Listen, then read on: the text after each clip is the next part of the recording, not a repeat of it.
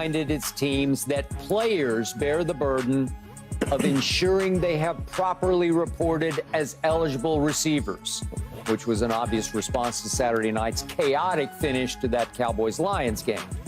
The Lions said Saturday night that Taylor Decker tried to report as eligible to head referee Brad Allen, but that Allen mistakenly thought Dan Skipper was reporting, and then Allen told the Cowboys defense Skipper was eligible, not Decker.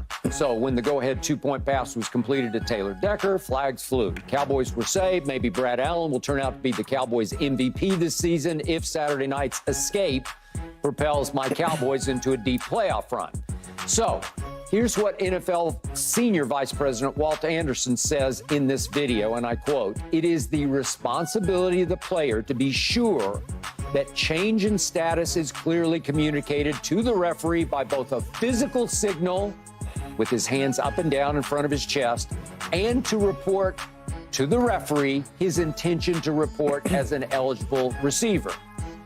Okay, so to me, declaring eligible receivers is so crucial that you would think that now that we're in 2024, the National Football League could come up with a far more efficient and effective, I don't know, maybe even an electronic way to let the defense know an offensive lineman is declaring himself eligible to catch a pass. You used to be able to hear the head ref say it live on the telecast. Number 70 is reported as eligible. I don't know what happened to that. If Dan Skipper had been announced to everyone in the stadium, including the defense and the Lions, at least the Lions would have immediately known Brad Allen made a mistake.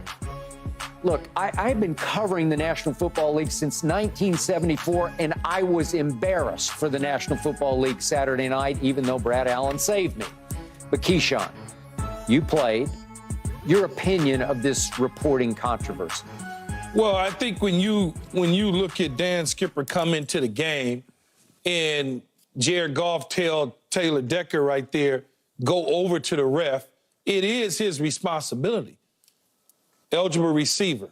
I'm an eligible receiver. You can see the referee clearly looking at Skipper come in. Late. He comes in a little late. Like, so he's looking at him, and he walks away, but Taylor Decker never, ever says, hey, I'm eligible. I'm the eligible receiver. 68's eligible. Hey, referee, get in front of the referee. Grab the referee. Say, hey, I'm eligible. Don't try to be sneaky. Okay, but they're trying to camouflage. You don't need to. Don't need to do that. All right. Because the Cowboys got everybody upstairs looking in the press box with Dan Quinn. Everybody on the sidelines looking.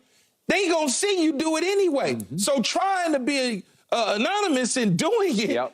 That didn't serve you any good. Because remember, Penei Sewell goes in front of the referee also. Yes, you got to go in front of them so they can see you. Yes. We practice this literally every single week because this is in. They didn't just put this in for the Cowboys. No. This is in for every single game that they decide when we get in a two-point situation, what's our best two-point play? Okay, we got a list of them. Hey, let's go to this one. Let's go to Taylor Decker. Now, Taylor Decker may have just, I don't know, it probably was a big moment. He's excited. He's trying to make sure that they don't see him. You just got to go over there and just do it. And if they cover it, they cover it. That's just what the rules are. I don't think that anything needs to be changed, except he needs to communicate that clearly to the referee as he's walking away. Go chase him down. Go do it.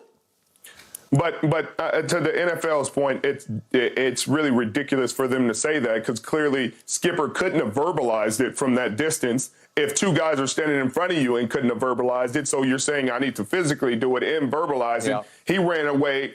Brad Allen ran away before Skipper could even get close enough to hear him and verbalize it. He's already gone. And on that play, Skipper's not eligible. It's literally Penei Sewell and Decker are the eligibles. They're the two ends. They're both playing tight end on the play. Skipper replaces Penei Sewell at right tackle. Penei Sewell is technically a tight end on the play, and Decker's technically a tight end on the play. So both of them are literally reporting eligible to him. And so for him not to hear that, for us not to have any proof of that is really outrageous and outlandish. But again, Skip, you're like, hey, can we find a better system? This is the same game that measures first downs with sticks and chains to this day, regardless of all the technology that is in the world, all the analytics they have in the game. They sit there and bring chains out and sticks and use human beings to spot the ball where their eyes might have potentially saw it every time, whether it's the front foot or the back foot. You know, we talked about that before. So we're talking about a game that purposely, and listen to what I'm saying, purposely leaves human error, purposely leaves mistakes on the football field, purposely leaves things up to chance and subjective opinion.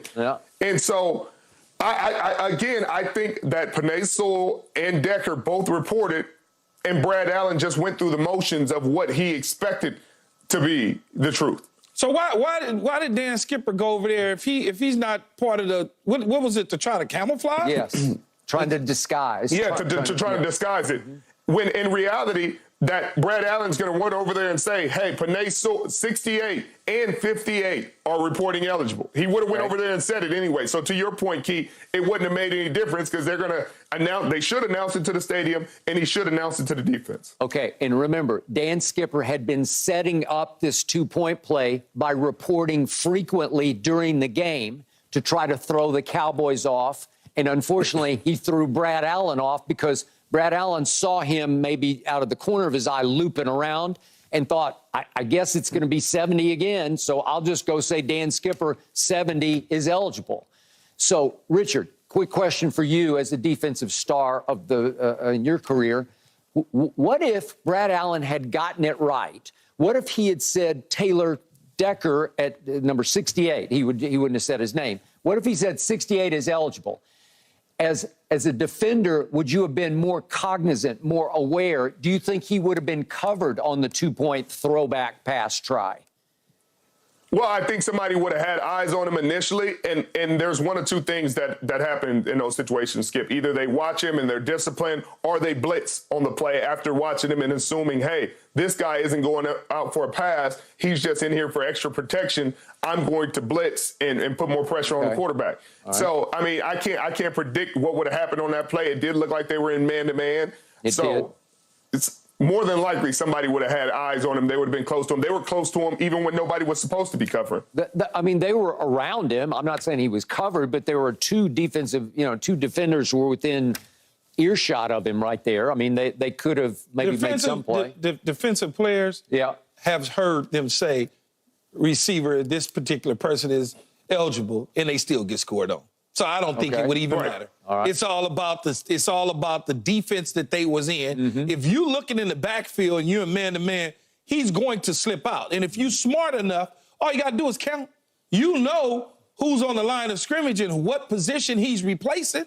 It's not that difficult. But the Cowboys, they got him. Look, Skip, you got one. Okay?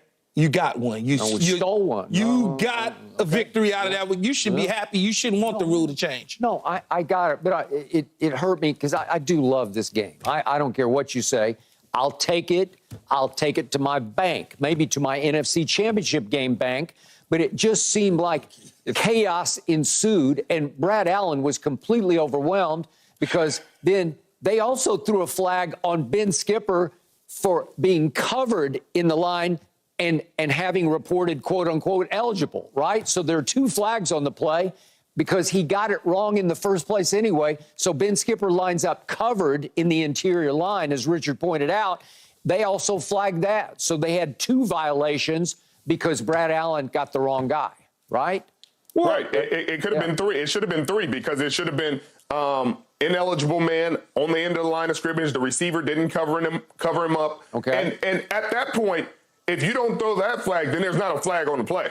You know, if you don't throw the flag on Decker to the receiver side, because the receiver's off the ball, he's on the ball. So he has to check with as Key knows, you check with the ref, hey, I'm off. At that point, the ref's like, he's off. There's an ineligible. There's a tackle right there. That's a flag. If he's saying, I'm off, and you're saying, okay, we're good to go, then you're acknowledging there's an eligible on the line of scrimmage. And that's what they did on the play because they didn't throw the flag until after. So they have the discussion, but clearly they didn't think that initially.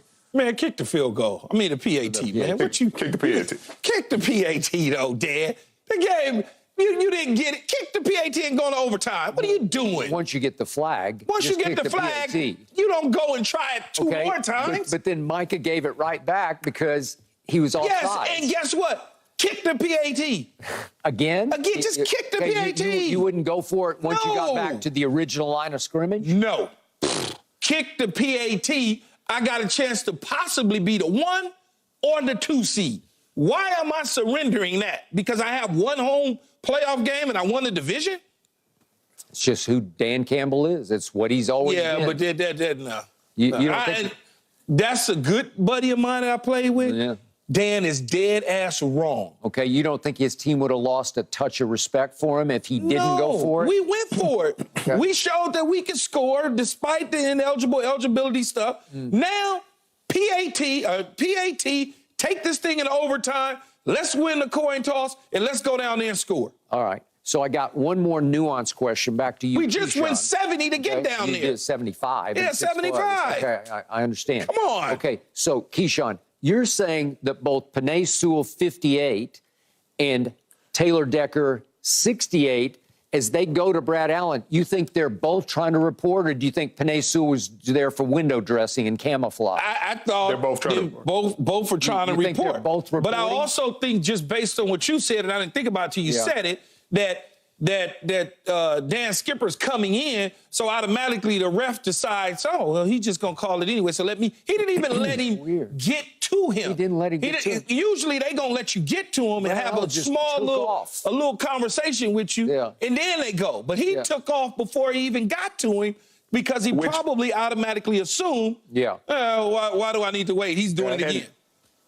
And that's where the league is dead wrong, because they're giving him credit for not assuming. People standing right next to him, talking to him, and they're saying, oh, he should get verbal and physical. He didn't get verbal and physical. He got verbal from two guys, the two guys who were literally on the ends of the line of scrimmage as eligibles. But the verbal that he was getting, based on loud stadium noise, all that, and his visual sight-line going to Dan Skipper, did he hear them? Like, was he, you know how you could be looking at something and not hearing or listening?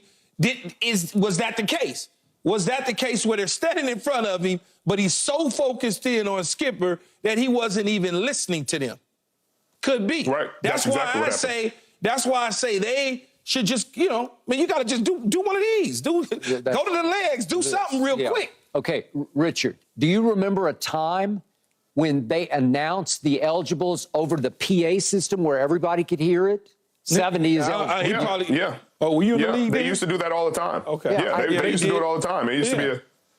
Okay, so my point for the Lions' sake, Dan Campbell, if you put it on the PA, he would have heard the wrong guy got reported eligible, right? He would have heard Dan Skipper.